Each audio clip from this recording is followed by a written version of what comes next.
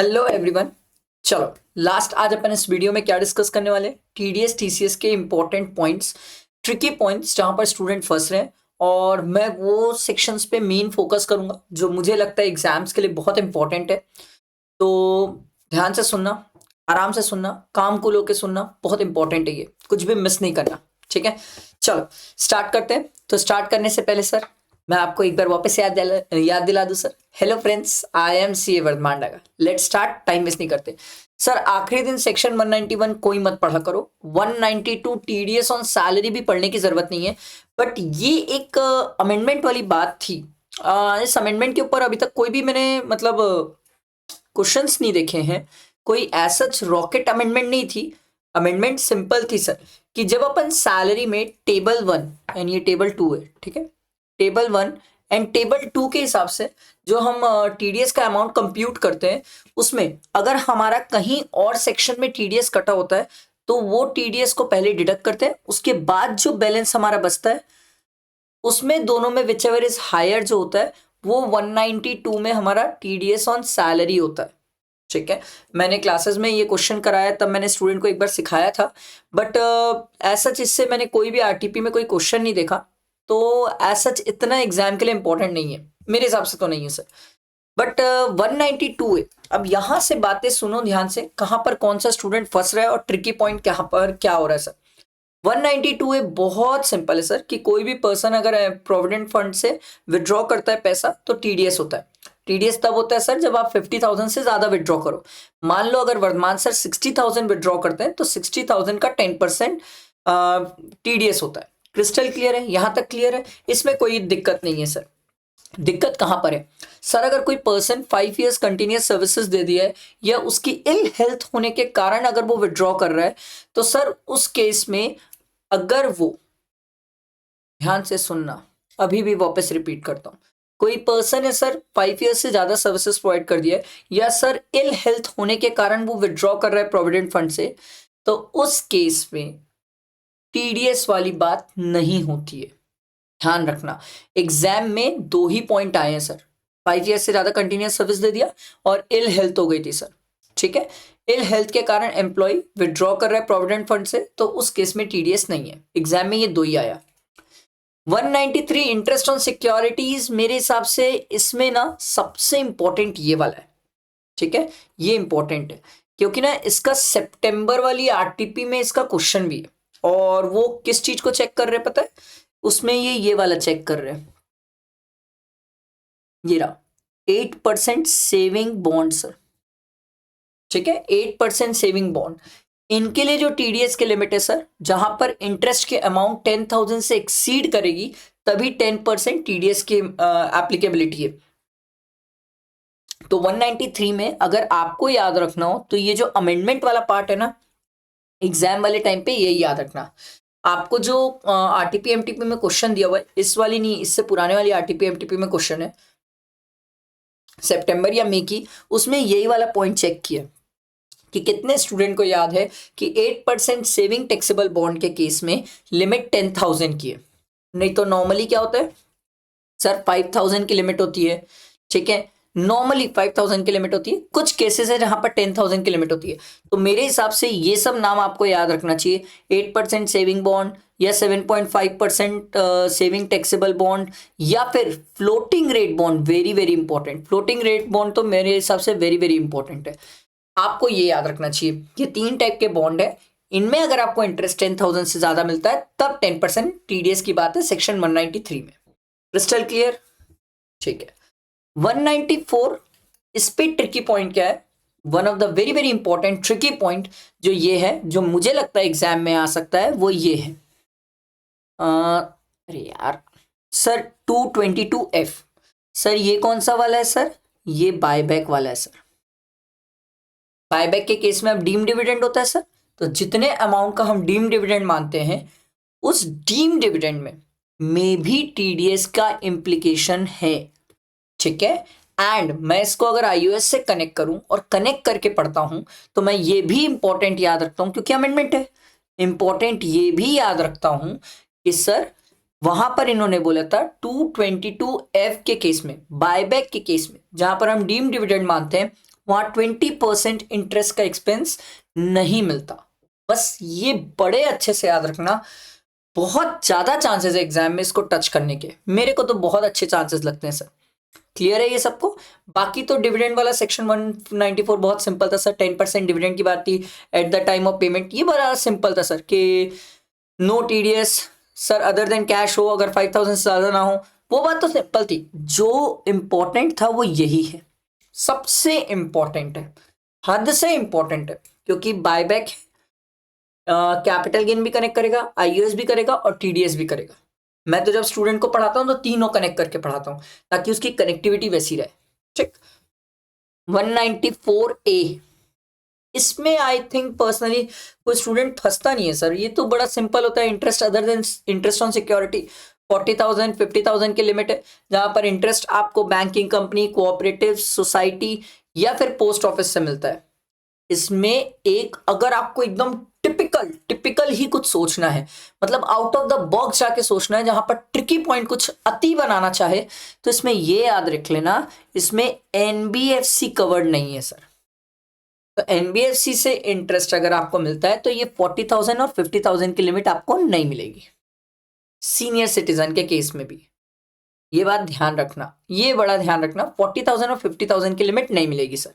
वो फिर आप एनी अदर केस में आ जाते हो सर, ठीक है, जहां पर 5,000 की लिमिट हो जाती है। तो एनबीएफसी के केस में ये थोड़ा सा ध्यान रखना, थोड़ा सा ध्यान रखने वाली बात।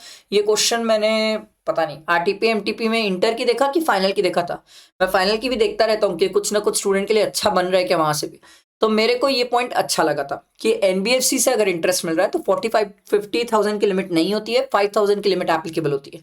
ट्रिकी पॉइंट बता रहा हूँ, ये एकदम ट्रिकी पॉइंट है सर, ये मैं आपको पूरा टीडीएस रिवाइज नहीं कराने बैठा हूँ, ट्रिकी पॉइंट्स बताने बैठा हूँ। ठीक है, 194 बी आई पर्सनली थिंक इसमें तो कोई डाउट नहीं होना चाहिए, 30% TDS at the time of payment है sir. 194 B A, this is important, इसका क्वेश्चन नहीं आया है, मेरे को इंपॉर्टेंट लगता है सर, बहुत टाइम हो गया, अमेंडमेंट आया अभी तक क्वेश्चन नहीं आया सर। ठीक है, इसमें कोई लिमिट नहीं है सर, 30% फ्लैट टीडीएस करता है सर ऑन नेट विनिंग, बस इसका याद रखना सर, नेट विनिंग। ये नेट विनिंग मैंने क्लासेस में कंप्यूट करके भी सिखाया है सर, प्लीज ये नेट विनिंग याद रखना sir. Time of such withdrawal on the net winning comprise in such withdrawal. ठीक है, नेट विनिंग मतलब जितना हमने पैसा लगाया था, जितना पैसा हमने जीता, एक्सपेंस माइनस करने की बात नहीं कर रहा हूं, जो पैसा हमने लगाया था उसमें से जो पैसा हम हार गए, उसके बाद जो नेट विनिंग बचती है, चाहे मैं नेट विनिंग विड्रॉ करूं या चाहे नेट विनिंग उस डिपॉजिट में पड़ा रहे, वॉलेट में पड़ा रहे सर, वो जितना भी अमाउंट पड़ा रहता है उस नेट विनिंग पे 30% टीडीएस होता है। ठीक है, winning from horse race 194 double B, इसमें तो कोई रॉकेट साइंस है नहीं। 194 सी, ओ भाई साहब ये तो डैम इंपॉर्टेंट है, अगर कोई ये छोड़ के जा रहा है तो फिर तो क्या ही पढ़ रहा है राम मालिक सर, मोस्ट इंपॉर्टेंट है। अब ऐसा नहीं है इसका क्वेश्चन पहले भी आ चुका है, but still this is important, क्योंकि 194 सी मतलब कॉन्ट्रैक्ट, कॉन्ट्रैक्ट में सर बाकी सब बातों पे कोई नहीं फंसता कि इंडिविजुअल कॉन्ट्रैक्ट है तो लिमिट 30,000 है, मल्टीपल कॉन्ट्रैक्ट है तो लिमिट 1 लाख है सर। यहाँ पर वो इंडिविजुअल एचयूएफ कवर होते हैं जिनके बिजनेस का टर्नओवर 1 करोड़ या 50 लाख से ऊपर एक्सीड करता है सर। सामने वाला अगर इंडिविजुअल एचयूएफ है तो 1% टीडीएस है, अगर अदर देन इंडिविजुअल एचयूएफ है तो 2% टीडीएस। यहाँ पर कोई नहीं फंस रहा है, ये सब जगह सबको क्लियर है, क्रिस्टल क्लियर है, इस पे कोई नहीं फंसता। दिक्कत कहाँ है स्टूडेंट को, दिक्कत इस पे है, वर्क क्या होता है, वर्क क्या होता है इसमें तो बाप रे बाप, बाप रे बाप। इसमें आप एडवर्टाइजमेंट याद रखेंगे, कैटरिंग सर्विसेज प्लीज याद रखना, एडवर्टाइजमेंट कैटरिंग लोग भूल जा रहे हैं, कैटरिंग सर्विसेज क्यों भूल जा रहे हैं राम मालिक। एंड मेरे हिसाब से सबसे इंपॉर्टेंट अगर ये है, एक तो वर्क की डेफिनेशन, वर्क की डेफिनेशन में मैं आपको बता रहा हूं, अगर मुझे पेपर टफ बनाना रहा, ट्रिकी बनाना रहा, तो वर्क में क्या इंक्लूड होता है ध्यान से सुनना। मान लो एक अच्छे से एग्जांपल लेता हूं, हाँ ठीक है, मान लो मेरे को ये पेन बनाना है, ठीक है, मेरे को ये पेन बनवाना है, मेरे को ये पेन बनवाना है, ठीक है। आप लोग ये पेन बनाते हो, आप लोग बनाते हो ये पेन, मेरे को ये पेन बनवाना है, ठीक है। मैं आपके पास आया, मैं आपको बोला अरे यार मेरे को ना ये पेन बनाना है, तेरे को जो पेन बनाने के लिए मटेरियल वगैरह है वो सब मैं दे दूंगा, बस तू मेरे को पेन बना के दे दे। आप लोग बोले ठीक है सर आपको बिल्कुल बना के दे देंगे। This is work, this is work, this is a contract, और ये 194 सी में एप्लीकेबल है सर टीडीएस के लिए। सेकेंड केस, मैं आया आपके पास, ये पेन चाहिए थी यार। बोले अरे सर, ये पेन तो हम अपनी दुकान में बनाते हैं, क्या चिंता, हम आपको दे देते हैं, हमारे पास पड़ी हुई है सर। आपने लाके मुझे ये पेन दे दी। इस बार मैंने आपको कोई भी चीज नहीं दी है, ना कोई मटेरियल दिया, ना कुछ। आपके पास खुद के पास सब कुछ था, बना हुआ था अपने मटेरियल से, सब चीजों से, और आपने मुझे ये पेन पकड़ा दिया। This is contract of sale, this is not covered under 194C। इसमें ध्यान रखना, एक तो उसका कस्टमर और कस्टमर का एसोसिएट भी कवर होता है। एसोसिएट कौन है? जो हम पीजीपी में सेक्शन 48(2) में पढ़ते हैं सर, स्पेसिफाइड पर्सन रिलेटिव, वो यहां पर कवर हो जाते हैं सर, ध्यान रखेंगे। इंपॉर्टेंट है, एसोसिएट इंपॉर्टेंट है। दूसरा, ये तो डैम इंपॉर्टेंट पॉइंट है इस चैप्टर का, मतलब पूरे सबसे बेहतरीन पॉइंट है कि अगर आप किसी से कॉन्ट्रैक्ट एंटर कर रहे फॉर प्रोफेशनल सर्विसेज, ठीक है, अगर आप किसी से प्रोफेशनल कॉन्ट्रैक्ट एंटर कर रहे हैं, प्रोफेशनल सर्विसेज के लिए कॉन्ट्रैक्ट एंटर कर रहे हैं, चाहे वो आर्किटेक्ट हो, चाहे वो इंजीनियर हो, कोई भी हो, प्रोफेशनल सर्विसेज के लिए आप उनसे कॉन्ट्रैक्ट एंटर कर रहे हैं, तो उनका टीडीएस 194J में ही कटेगा, 194C में टीडीएस उनका नहीं कटेगा। पहले क्लैरिटी नहीं थी, 110/2024 के पहले एम्बिगियस था कि सर कहां पर टीडीएस काटेंगे, सी में काटेंगे कि जे में काटेंगे। तो इन्होंने क्लियर कर दिया भाई कि प्रोफेशनल सर्विसेज से रिलेटेड अगर आप कॉन्ट्रैक्ट में एंटर करते हो तो भी उनका टीडीएस 194J में ही कटेगा। मोस्ट इंपॉर्टेंट बात समझ आई? ठीक है, इंश्योरेंस कमीशन में कोई नहीं फंसता। अच्छा, अब ये ना 194DA, G, H और एक M सेक्शन है सर, जहां पर ना ये 110/2024 के पहले 5%, बाद में 2%। अब एक स्टूडेंट इसमें कंफ्यूज हो कि कब 5 लूं कब 2 लूं, ये है कंफ्यूज स्टूडेंट। तो इसमें मैं आपको एकदम सिंपल बताता हूं सर। वैसे मैं आपको ना एक अच्छा पॉइंट बताने वाला था, अगर आपको प्रैक्टिस करना हो तो 193 का ना इंस्टीट्यूट मैट में एक अच्छा सा क्वेश्चन है। इंस्टीट्यूट मैट में मेरे को क्वेश्चन नंबर याद नहीं है, बट मुझे उसके अंदर याद है, एक क्वेश्चन है उसके अंदर 3 पॉइंट है, ठीक है, इंटरेस्ट को लेके। मेरे हिसाब से वो जरूर क्वेश्चन करना सर, वो 193 और 194A के ऊपर है सर, जरूर वो क्वेश्चन करना। इंस्टीट्यूट मैट का अच्छा क्वेश्चन है सर, मैंने मतलब जो टीडीएस टीसीएस का फास्ट ट्रैक लेक्चर डाला है उसमें भी वो क्वेश्चन कराया है सर, ठीक है। तो मैं अभी डिस्कस आपके साथ कर रहा था कि सर 194DA, 194GH या M, इनमें ना लड़ाई इसलिए है कि सर कब 5%, कब 2%, कब 5, कब 2, हमें कब कौन सा परसेंट अप्लाई करना है। देखो, क्वेश्चन में क्लियर ही ना करे कि सर पेमेंट कब हुई है, क्रेडिट कब हुआ है अकाउंट में, कुछ बता ही नहीं रहा है, क्वेश्चन में नहीं बता रहा है, ध्यान से सुनना सर, कुछ नहीं बता रहा है, तो उस केस में आप सर 2% ले लेंगे, अगर क्वेश्चन में कुछ नहीं बता रहा है। और अगर आपको क्वेश्चन में ये बताया कि सर 110/2024 के पहले उसने एट द टाइम पेमेंट कर दिया सर, तो फिर आप 5% लेना, और 110/2024 के बाद पेमेंट किया है तो 2% लेना। सर क्या क्वेश्चन में मेंशन करेगा? हाँ ना यार, नहीं बताएगा तो मैं कैसे टीडीएस का परसेंट डिसाइड करूंगा, उसे बताना होगा। नहीं बताएगा तो मैं तो फिर नए वाले परसेंट ले लूंगा, 2%। मैं ये मान के चलूंगा कि लास्ट में क्या बोलते क्रेडिट और पेमेंट होगा, लास्ट में मार्च में। पर अगर वो बता देगा कि नहीं भैया मैं ना सितंबर में क्रेडिट और पेमेंट की कहानी कर चुका हूं, तो फिर मैं 5% ले लूंगा। ये चीज का ध्यान रखना, इसमें बहुत सारे स्टूडेंट कंफ्यूज थे, इसलिए मैंने इसको स्पेसिफिकली रुक के बताया सर। प्लीज ध्यान देना, क्वेश्चन में क्रेडिट पेमेंट कब बोल रहा है, नहीं बोल रहा है तो सर नया वाला रेट, ठीक है। अगर बता रहा है तो वो जिस टाइम का बता रहा है उस टाइम का स्पेसिफिक रेट अप्लाई करेंगे आप। क्लियर ये सबको? 194I, अच्छा, इसमें आई और IB में ये स्टूडेंट को थोड़ी सी कंफ्यूजन। देखो, एक स्टूडेंट ने मेरे से पूछा सर IB क्या सैलरीड पर्सन के लिए? मैं बोला देख भाई, प्रोविजन में तो नहीं लिखा है कि IB सैलरीड पर्सन के लिए, बट जब हम 194I और IB को पढ़ते हैं तो आई में हम किसको कवर करते हैं? ऐसे इंडिविजुअल एचईएफ जिसके बिजनेस का टर्नओवर एक्सीड करता है, ठीक है ना। बाकी कहानी तो याद है ना सर कि 2,40,000 से ज्यादा का इंटरेस्ट मतलब रेंट होना चाहिए तो टीडीएस की बातें होती है, फिर प्लांट एंड मशीन है तो 2%, लैंड बिल्डिंग और ये सब चीजें तो 10%, वो तो क्लियर है। ऐसे इंडिविजुअल एचयूएफ कवर्ड है 194I में जो इंडिविजुअल एचयूएफ का बिजनेस का टर्नओवर एक्सीड करता है। मतलब अगर कोई ऐसा इंडिविजुअल एचयूएफ है जिसके बिजनेस का टर्नओवर एक्सीड नहीं करता तो वो 194IB में आएगा। अब सर IB में कौन आ सकता है? ऐसा कौन होगा जिसका बिजनेस का टर्नओवर एक्सीड नहीं करता? जनरली आपको एग्जाम में ये सैलरी से पूछता है, जनरली आपको एग्जाम में सैलरी से पूछते हैं। तो ठीक है, इसीलिए स्टूडेंट इसको एज्यूम कर लेते कि सैलरी वाले लोग ही यहां पर आएंगे। आई बात समझ? इसलिए मैंने भी स्टूडेंट को कंफ्यूज करने की कोशिश नहीं की, बट मैं स्टूडेंट को ये बताया कि यहाँ स्पेसिफिक सैलरी नहीं लिखा है। अब इसमें तो बाप रे बाप रेट ऑफ टीडीएस को लेके बहुत लड़ाई, क्योंकि रीजन ये सर इसका आरटीपी एमटीपी में क्वेश्चंस भी है, और मैंने भी स्टूडेंट को क्वेश्चन कराया तो भी स्टूडेंट ने बोला सर कि कब 2 कब 5। इसमें ध्यान दो sir, eight the time of credit of the rent for the last month of the previous year, last month of the previous year. तो लास्ट मंथ कौन सा है सर? 31 मार्च 2025 सर, वही तो लास्ट मंथ है, और लास्ट मंथ है 31 मार्च 25। तो सर कौन सा रेट हो जाएगा? 2%। अगर और the last month of the tenancy of the property is vacated, अब अगर वेकेट वो भाई साहब सितंबर को कर रहे हैं तो उस केस में 5% लग जाएगा। समझ आ रही बात? ये एक स्टूडेंट को कंफ्यूजन था, इसीलिए मैंने इसको रुक के क्लियर किया सर। ये बहुत बड़ा स्टूडेंट के मन में एक कंफ्यूजन था। आई बात क्लियर हुई सबको?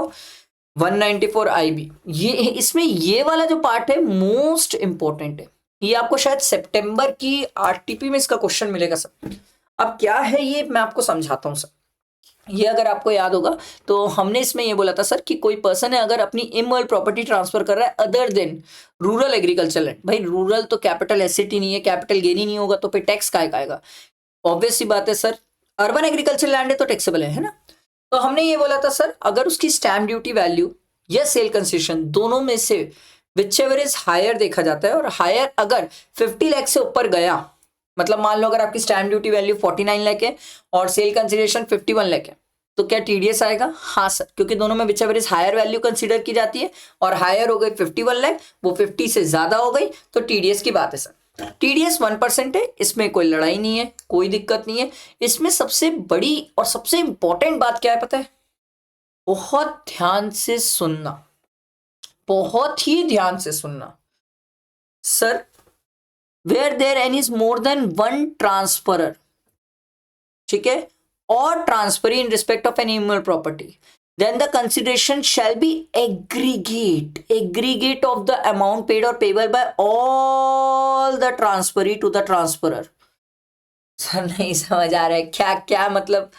और सर पे अमाउंट पेड और payable by all the transferee to the transferor, मतलब क्या बोलना चाह रहे हो सर? क्या मान लो एक ट्रांसफरर है ए बी सी डी, 3 मिला के प्रॉपर्टी खरीद रहे हैं सर। ए की प्रॉपर्टी है, ए की प्रॉपर्टी बी सी डी, 3 लोग मिला के खरीद रहे हैं। तो सरकार बोलती है ये तीनों कितना पेमेंट कर रहे हैं, एग्रीगेट करा जाएगा सर, ठीक है, क्योंकि ये एक प्रॉपर्टी तीनों को ट्रांसफर हो रही है, तो हम एग्रीगेट करके चेक करेंगे 50 लाख की वैल्यू। Crystal clear? या फिर all the transferor for transfer of such property. Sir क्या ऐसा भी हो सकता है कि ए बी सी तीनों मिला के प्रॉपर्टी डी को बेच रहे हो? हाँ सर, तीनों अपना अपना हिस्सा बेच रहे हो, ये 10 लाख का बेच रहा हो, ये 30 लाख का बेच रहा हो, ये 20 लाख का बेच रहा हो। तो सरकार बोली तीनों का मिला के चेक किए तो 50 लाख से एक्सीड हो गया, तो उस केस में यहां पर टीडीएस की बात आ जाएगी सर। ये मैंने क्लासेस में भी रेगुलर टाइम में भी एग्जाम्पल्स दिया था, और यही एग्जाम्पल आपको मतलब ब्लड में बैठा लो भाई, एग्जाम में पूछा नहीं है अभी तक, आने के बेहद चांसेस, अति में चांसेस। 194 आइए अगर कोई छोड़ रहा है तो बहुत रिस्की है, आइए तो नहीं छोड़ना चाहिए सर, ठीक है। मेरे ख्याल से जे में कोई दिक्कत नहीं आती। इसमें अगर किसी को याद रखना है तो डायरेक्टर सिटिंग फीस है सर, इसमें कोई लिमिट नहीं मिलती हमें 30,000 की, बाकी तो सब इसमें सिंपल है सर, इसमें आई डोंट थिंक कि इसमें कोई फंसता है। अच्छा एक मेरे को ना पॉइंट याद आया 194C से रिलेटेड, याद आया तो बता देता हूँ।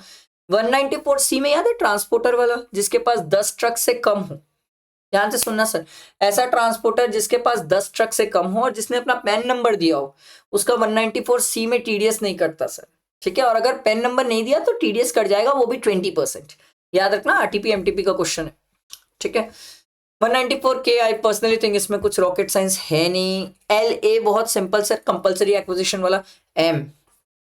एम के लिए ना एग्जाम में कभी नहीं बोलेगा कि सामने से 194M सोचो, वो जिंदगी में नहीं बोलते यार 194M सोचो, वो कभी नहीं बोलते, आपको दिल से सोचना होता है। सर कब सोचते हैं हम? जब कोई पर्सन इंडिविजुअल हो या HUF हो, वो CH और J में फॉल नहीं कर रहा हो, CH और J में फॉल नहीं कर रहा हो, CH में फॉल नहीं कर रहा हो सर, ठीक है, CH और J में फॉल नहीं कर रहा हो, क्योंकि अगर कोई इंडिविजुअल HUF CH और J में फॉल कर गया, मतलब ऐसा कौन सा इंडिविजुअल है जो CH और J में फॉल करेगा, जिसका टर्नओवर एक्सीड कर जाएगा। तो सर अगर कोई इंडिविजुअल या HUF जिसका टर्नओवर एक्सीड किया तो वो CH में फॉल कर जाएंगे, और ऐसे इंडिविजुअल HUF जिसका टर्नओवर एक्सीड नहीं किया वो आ जाएंगे 194M में। और अगर 194M में आएंगे तो सर उनके लिए TDS का रेट सर 2% और 5% डिपेंड करेगा sir eight the time of credit और पेमेंट, दोनों में विच एवर इज अर्लियर। बात समझ आई सबको? बात सबको समझ आई? अच्छा, एक बात याद रखना, 194 CH और J, C और J दोनों में हम बोलते हैं अगर पर्सनल पर्पस है तो TDS नहीं होता। हमने बोला सर पर्सनल पर्पस, अगर कॉन्ट्रैक्ट पर्सनल पर्पस अपना सपनों का घर बना रहे हो तो TDS नहीं है सर, ठीक है। 194 C एप्लीकेबल नहीं है और J एप्लीकेबल नहीं है, पर्सनल में C और J एप्लीकेबल नहीं है। बट सर 194 M क्या पर्सनल पर्पस में अप्लाई होता है? होता है। आपको नहीं विश्वास तो मैंने सर फास्ट ट्रैक लेक्चर का ना क्वेश्चन, आप TDS का क्वेश्चन देख लो, उसमें बहुत डिस्कशन किया मैंने, ठीक है, तो क्लियर हो जाएगा। वहां पर रेट का थोड़ा ध्यान देना, at the time of credit और payment whichever is earlier, ठीक है। 194M कभी डायरेक्टली नहीं पूछता एग्जाम में, आपको समझना होता है सर, ठीक है, समझना होता है। अमाउंट तो वही है सर, 50 लाख से ऊपर होगा तभी TDS है सर, ठीक है। इसके बाद अच्छा, इसमें भी अगर कभी कुछ ना बताए क्वेश्चन में कि सर क्रेडिट और पेमेंट के बारे में, तो आप ये मानेंगे कि साल के एंड में ही हो रहा है सर, ठीक है। कैश विड्रॉल से रिलेटेड कहानी वही सेम है, बट इसमें अगर आपको ध्यान रखना हो तो ये कोऑपरेटिव सोसाइटी वाला ध्यान रख सकते हो सर। कोऑपरेटिव सोसाइटी के लिए लिमिट 3 करोड़ है, ये याद रख सकते हो, ठीक है, कैश विड्रॉल के लिए। बाकी तो ये कहानी वही सेम है जो आपने कैश विड्रॉल वगैरह की पढ़ी, इसमें मेरे को कोई टिपिकल एज सच लगता नहीं जिसमें आपको वो घुमाए। 194P पढ़ना है, आखिरी दिन पढ़ना, नहीं तो छोड़ देना, इंपॉर्टेंट नहीं है सर। 194Q ये कौन छोड़ता है सर? और मैं आपको ना एक रिक्वेस्ट कर रहा हूँ, अच्छे से पढ़ लो भाई, TDS TCS चैप्टर इतना बदल गया है, इतना अमेंडमेंट है, अरे बाप रे बाप। मेरे आप अमेंडमेंट का लेक्चर देखोगे तो मेरा अमेंडमेंट का लेक्चर इनकम टैक्स का ना ऑलमोस्ट 2.5 घंटे 2-2.5 घंटे का लेक्चर, 2-2.5 घंटे में तो 1 घंटा मैं TDS ही डिस्कस कर रहा हूँ, इतना अमेंडमेंट, इतना चेंजेस है। तो 194Q, इसमें याद रखना हमें किसका टर्नओवर देखना होता है सर? बायर का। सर एग्जाम में 194Q और 206C1H, क्या ये दोनों साथ में सोचना चाहिए? हाँ सर, दोनों साथ में सोचना चाहिए सर, क्योंकि दोनों का परसेंटेज सेम है। यहां पर बायर का टर्नओवर देखा जाता है, यहां सेलर का टर्नओवर देखा जाता है। अगर 10 करोड़ के ऊपर हुआ तो सर उस केस में सिंपल सी बात है 194Q एप्लीकेबल हो जाएगा। सर मान लो बायर और सेलर दोनों का टर्नओवर एक्सीड कर गया तो सर TDS जीतता है, TCS कभी नहीं जीतता, ये ध्यान रखना सर। बाकी इसमें एक बात का ध्यान रखना, ये एक्सीडिंग 50 लाख में, मतलब अगर 60 लाख है तो माइनस 50 लाख करेंगे और 10 लाख का 0.1% करेंगे, ये ध्यान रखना। अच्छा, ये चीज ध्यान इसमें भी रखना, गया रे 194N, ये रहा, ठीक है, इसमें भी ध्यान रखना सर, इसमें भी एक्सीडिंग वाली कहानी है सर, ठीक है, इसमें भी एक्सीडिंग वाली कहानी है 194N में भी, ठीक है। ये एक्सीडिंग वाली कहानी कुछ कुछ जगह याद रखना होता है सर, ठीक है। 194Q और 206C1H और 194N, ये 3 में तो एक्सीडिंग वाली कहानी आपको डेफिनेटली याद रखना है। 194R अभी तो नहीं पूछ रहा है इंस्टीट्यूट, बट अच्छा पॉइंट है सर, ये अच्छा पॉइंट है कि सर जहां पर आप किसी को बेनिफिट या perquisite in respect of business और प्रोफेशन इन कैश काइंड कैसे भी प्रोवाइड करते हो, तो सरकार बोलती है भाई हम तो 10% TDS की बात करते हैं, प्रोवाइडेड वैल्यू जो है एग्रीगेट ऑफ वैल्यू 20,000 से ज्यादा हो, ठीक है। ये अगर आपने पहले एक बार अच्छे से पढ़ा हुआ है तो ठीक है, आपको दोबारा पढ़ना नहीं पड़ेगा। इसमें ये वाली बात एक छोटी सी याद रखनी पड़ती थी कि tax is deducted before providing such benefit और परक्विजिट, किसी को ये बेनिफिट या परक्विजिट प्रोवाइड करने के पहले 10% TDS होता है, ठीक है, पहले TDS काटा जाता है फिर उसे बेनिफिट या परक्विजिट दिया जाता है। इसमें हम ना क्लासेस में बहुत अच्छे एग्जाम्पल्स पढ़ देते हैं, और मतलब निर्मला सीतारमन जी ने भी इसमें बहुत अच्छे एग्जाम्पल्स दिए थे। सोशल मीडिया इन्फ्लुएंसर्स होते हैं, बहुत इन्फ्लुएंसर्स होते हैं, वो कार वाली बातें, इससे क्वेश्चन कब आया पता है? इससे क्वेश्चन आया है सर मई 2024 में आया है क्वेश्चन, उसके बाद तो अभी तक क्वेश्चन दोबारा रिपीट नहीं किया, बट अच्छा क्वेश्चन आया था मई 2024 में सर। ठीक है, अच्छा क्वेश्चन भी यही था कि सामने वाले को कार रिव्यू करने दिया गया, सामने वाला कार वापस कर दिया, तो क्या टीडीएस आएगा? नो। अगर हम उसे कार दे देते और उसके बाद उससे कार वापस नहीं लेते तब टीडीएस आता है। वो क्वेश्चन भी मैं आपको याद दिला दिया। 194T पढ़ सकते हो, मतलब ऐसा चीज के कोई क्वेश्चन आरटीपीज में कवर नहीं किया है, और मुझे चांसेस लग रहे हैं कि अमेंडमेंट तो था बट कम है चांसेस एग्जाम में आने के। एक बार रीड कर सकते हो सर। इसमें आप ये याद रख लेना 206 AB इज नॉट एप्लीकेबल, ठीक है, in case of 194 BA। BA क्या था सर? ऑनलाइन गेम्स वाला। ऑनलाइन गेम्स में 206 AB इज नॉट एप्लीकेबल, क्योंकि 194 BA में हम 30% टैक्स लगाते हैं, इसलिए ये वाला प्रोविजन एप्लीकेबल नहीं है। और इसमें एक और है कि सर अपन निल और लोअर रेट के लिए 194Q को भी इंक्लूड किए, तो 194Q के केस में भी अपन लो रेट और निल रेट में 197 में सर्टिफिकेट ले सकते हैं। ठीक है, इसमें मेरे को पता नहीं कोई स्टूडेंट इस बारे में क्यों नहीं डिस्कस कर रहे हैं या क्यों बात नहीं कर रहे हैं। दिस इज डैम इंपॉर्टेंट यार, मतलब मैं आराम से ना थ्योरी लिखवा दूंगा इसका एग्जाम में कि time limit for deeming the SSC to be in default. अब कितने टाइम पीरियड है इनके पास ऑर्डर पास करने के लिए, किसी भी पर्सन को एसएससी इन डिफॉल्ट डिक्लेयर करने के लिए? ये वाला तो भाई साहब बहुत इंपॉर्टेंट है। देखो, no order shall be made under section 2011 deeming a person to be SSC in default for failure to deduct whole or any part of the tax from any person at any time after the expiry of after आप उसको SSC in default declare नहीं कर सकते 6 year from the end of the financial year in which the payment is made or credit is given। बहुत important है। और 2 years जिस साल करेक्शन स्टेटमेंट होगा सर, TDS TCS का करेक्शन स्टेटमेंट दोनों में विच एवर इज लेटर, मतलब मैक्सिमम आपके पास कितना होता है सर? 6 साल। मेरे लिए तो ये थ्योरी के सेंस में इंपॉर्टेंट है, थ्योरी के सेंस में इसको रट लो, आ सकता है एग्जाम में। बाकी टीसीएस में तो ये सब कहानी है सर। ठीक है, टीसीएस में ये सब आपको कहानियां दी जाती है, टीसीएस में ये सब चीजें हम पढ़ते हैं। ठीक है, इसमें मुझे लग रहा है जो थोड़ा सा कंफ्यूज होता है स्टूडेंट, ये वाला जब मेरे को ट्रिकी पूछना होता है एग्जाम में तो मैं ये पूछता हूँ, माइन और क्वारा। देखो सर, माइंस अगर है और क्वारा है तो 2% है, ठीक है। और अगर कोल माइन है, अगर कोल वाली बात हो गई सर, ठीक है, कोल मिनरल्स बीइंग कोल लिग्नाइट आयरन ओर, तो 1%। कोल माइन बोलेगा तो यहां पर कवर होगा, सिर्फ कोल बोलेगा तो यहां पर कवर होगा। ये बहुत ही मतलब छोटी बात लगेगी आपको, एग्जाम में बहुत गलती हुई थी जब ये एग्जाम में आया था तो स्टूडेंट कंफ्यूज हो गए थे। स्टूडेंट ने क्या हुआ, सीधा सीधा कोल देखा, अब वो कोल माइन वर्ड को ध्यान नहीं दिए सर, कोल देखे सीधा ये कोल देख के 1% लगा दिए। कोल माइन नीचे कवर्ड है सर 2% में। ये एक छोटा सा पॉइंट है, मेरे को लगता है इंपॉर्टेंट है। अच्छा, मैं आपको एक मस्त वाली बात बताऊं, मोटर व्हीकल में इन्होंने एनी अदर नोटिफाइड गुड्स बोला था, मई 26 के लिए तो लिस्ट बनाई है नोटिफाइड की। अरे भगवान क्या लिस्ट है, वो छोड़ दो, अभी आपके काम की नहीं है ये।